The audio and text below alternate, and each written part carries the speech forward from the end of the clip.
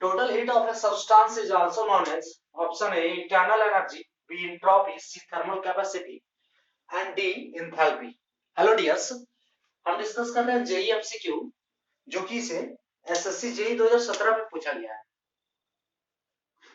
SSC JE 2017 का ये question है, ठीक है, और ये है थर्मोडायनेमिक्स से। किससे है? थर्मोडायनेमिक्स से। क्वेश्चन ये है कि किसी बॉडी का और कह सकते हैं किसी सब्सटेंस का कि टोटल हीट उस सब्सटेंस के लिए क्या कहलाता है? Internal energy, entropy, thermal capacity और एंथैल्पी। ठीक है, तो ऑप्शन ए एंड डी जो इंटरनल एनर्जी एंड एंथैल्पी ये एक दूसरे को रिलेट करते हैं, ठीक है, और option B and C entropy and thermal capacity ये क्या होता है हम देखते हैं पहले कि ऑप्शन बी एंड सी हमारा क्या है, ये होगा या नहीं। सो ऑप्शन सी है थर्मल कैपेसिटी। इसे हम देखते हैं कि थर्मल कैपेसिटी क्या है। थर्मल कैपेसिटी क्या होता है, मान लीजिए कि कोई सब्सटेंस है, कोई भी सब्सटेंस ले सकते हैं, ठीक है, सॉलिड, लिक्विड, गैस, कोई भी सब्सटेंस, ठीक है। तो हम मान कीजिए कि हम यहाँ पे सॉलिड लिए, ठीक है, हमने क्या लिया? सॉलिड लिया। आप लिक्विड भी ले सकते हैं, गैस भी ले सकते हैं। सो सॉलिड लिया। अब इस बॉडी के हम इसको क्या कर रहे हैं, यहाँ पे हीट दे रहे हैं, ठीक है, इसको क्या कर रहे हैं, हम इस बॉडी पे हीट सप्लाई कर रहे हैं, हीट सप्लाई कर रहे हैं। तो जब इस बॉडी पे हम हीट सप्लाई करेंगे तो क्या होगा इसमें, इस बॉडी का, जब इस बॉडी पे हम हीट सप्लाई करेंगे तो इस बॉडी का क्या होगा, टेम्परेचर इंक्रीज करेगा, है ना, इस बॉडी का टेम्परेचर इंक्रीज करेगा। यानी कि अगर इस बॉडी का हम टेम्परेचर 1 डिग्री सेल्सियस बढ़ाते हैं, ठीक है, अगर इस बॉडी का टेम्परेचर क्या है 1 डिग्री सेल्सियस बढ़ता है तो उसके लिए हम जितना हीट इसको सप्लाई करते हैं उस हीट को कहेंगे हम थर्मल कैपेसिटी, और इसे हम हीट कैपेसिटी भी कहते हैं, ठीक है, इसको क्या कहते हैं, हीट कैपेसिटी भी कहते हैं, हीट कैपेसिटी। सो थर्मल कैपेसिटी और हीट कैपेसिटी क्या है कि 1 डिग्री सेल्सियस टेम्परेचर को बढ़ाने के लिए इस सब्सटेंस को हम जितना हीट देंगे वो कहलाएगा उस बॉडी का थर्मल कैपेसिटी और हीट कैपेसिटी। यानी कि इसको डिफाइन करेंगे तो the amount of heat required for a whole body, ठीक है, the amount of heat required for a whole body to raise the temperature by 1 degree Celsius. ठीक है, क्या हो गया, थर्मल कैपेसिटी और हीट कैपेसिटी क्या है, the amount of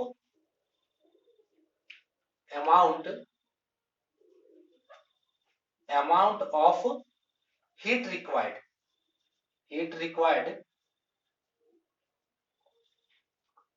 for a whole body to raise the temperature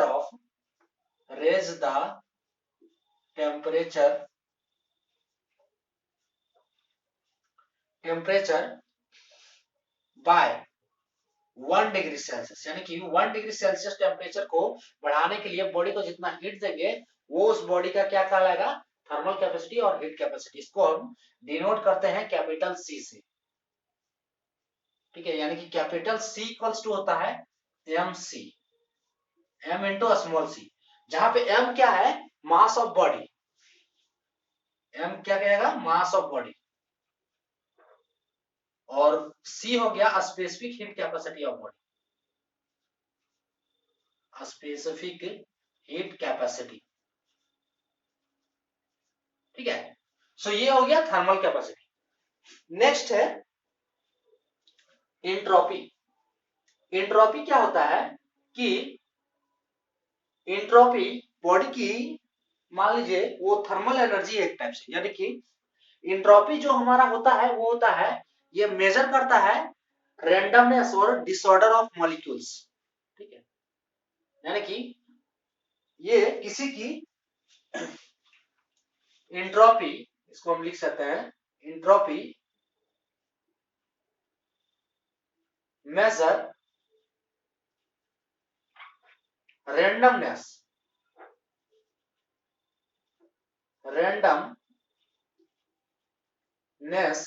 और disorder of molecule, disorder of molecules, ठीक है। रेंडमनेस और डिसऑर्डर ऑफ मॉलिक्यूल्स, यानी कि क्या करता है, बॉडी की रेंडमनेस और डिसऑर्डर को मेजर करता है। जैसे रेंडमनेस क्या हो गया कि रेंडमनेस यानी कि एक तरह सा जो स्पॉन्टेनियस प्रोसेस होता है ना, एक तरह का क्या है, स्पॉन्टेनियस प्रोसेस, यानी कि जो नेचर में खुद से होता है, ठीक है। तो नेचर में जो खुद से प्रोसेस होता है उसके रेंडमनेस को मेजर करता है। जैसे कि सपोज कीजिए कि हम जैसे कोई एक बुक ली है, ठीक है, कोई एक बुक ली है हमने, तो ये बुक न्यू बुक है, लेकिन धीरे धीरे जब इस बुक को यूज करते जाइएगा तो ये बुक क्या होगा, धीरे धीरे इसके पेज क्या है, मुड़ते जाएंगे, है ना। जैसे जैसे ये पुराना होते जाएगा इसके पेज क्या है, मुड़ते जाएंगे, धीरे धीरे इसके पेज फटने लगेंगे, है ना। तो ये इसका क्या है कि इसका रेंडमनेस इंक्रीज कर रहा है, ठीक है। ये थर्मल एनर्जी है किसी सिस्टम का, इसको it is system thermal energy, system thermal energy, thermal energy, energy per unit temperature, per unit temperature, ठीक है। ये क्या है, unavailable which is per unit temperature which is unavailable for useful work,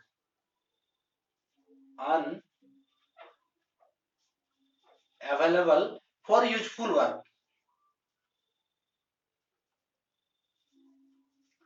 useful work, यानी कि इसका जो energy है वो यूजफुल वर्क के लिए नहीं है। जैसे मान लीजिए कि हम जैसे बाइक में या कोई भी व्हीकल्स में पेट्रोल डालते हैं या फ्यूल डालते हैं, तो उस बाइक से क्या है, धुआं निकलता है, ठीक है। उस बाइक में धुआं जब निकलता है तो वो एक टाइप का एनर्जी है, और उस एनर्जी को क्या हम यूज नहीं कर सकते हैं, है ना। तो वो क्या हो गया, अनअवेलेबल एनर्जी, ठीक है।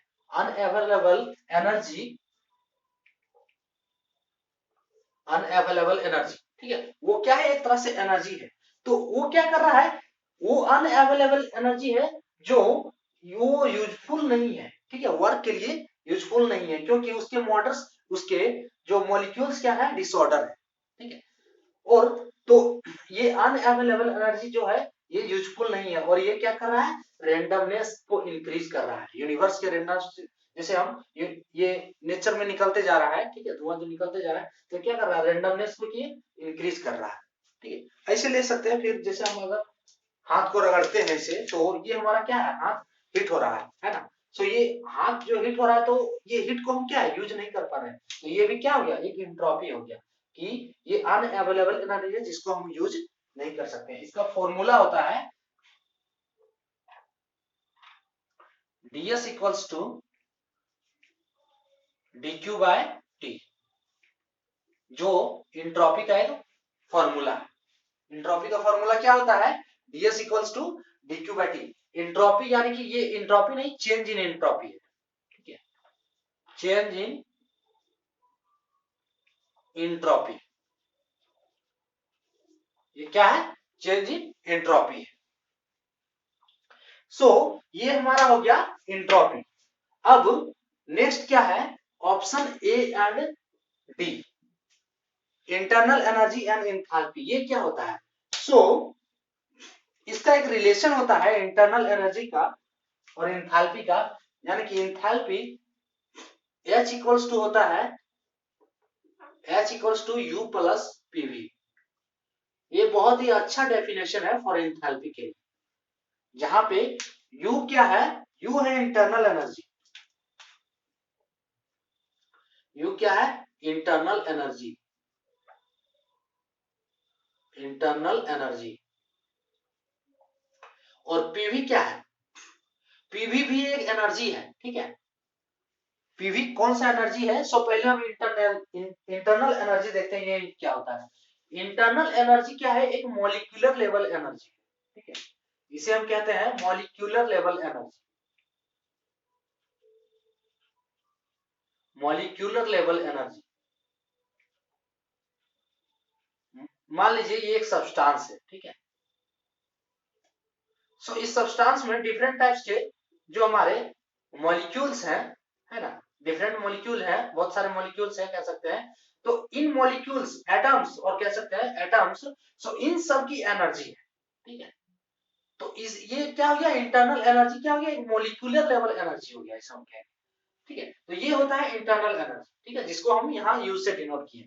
अब पीवी क्या है, इस सब्सटेंस को, ठीक है, इस सब्सटेंस ये बॉडी है पूरा, तो इस सब्सटेंस में जो प्रेशर, इस पे कुछ प्रेशर होगा, ठीक है, और इस सब्सटेंस का कुछ वॉल्यूम है, ठीक है।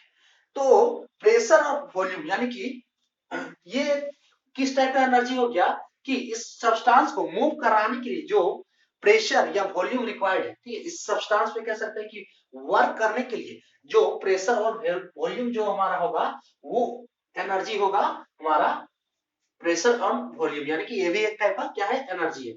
सो इसे हम कह सकते हैं टू स्टैब्लिश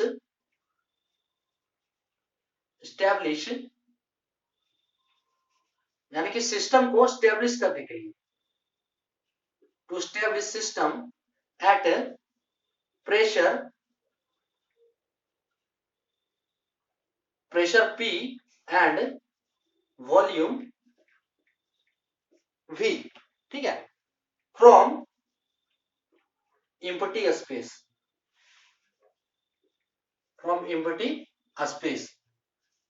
तो ये हो गया हमारा पीवी वाला एनर्जी, ठीक है। और ये हो गया हमारा इंटरनल एनर्जी, और ये जो टर्म हमारा एडिशन होता है इसे हम कहते हैं इंथैल्पी। इंथैल्पी यानी कि इंथैल्पी को अगर डिफाइन करेंगे तो ये किसी बॉडी का टोटल एनर्जी होता है, ठीक है, heat content of a body, heat content of a body, ठीक है। सो ये कहलाएगा इंथैल्पी, यानी कि टोटल हीट जो बॉडी का होता है उसे हम कहते हैं इंथैल्पी, और बॉडी के जो मॉलिक्यूलर लेवल एनर्जी होता है उसे हम कहेंगे इंटरनल एनर्जी। तो इंटरनल एनर्जी नहीं होगा इसमें, जो करेक्ट आंसर होगा total heat of a substance is also known as, इसका करेक्ट आंसर क्या हो जाएगा, इंथैल्पी, ऑप्शन बी, ठीक है। ऑप्शन ए नहीं होगा, बी नहीं होगा और सी भी नहीं होगा। तो इसका करेक्ट आंसर क्या हो जाएगा, एंथैल्पी।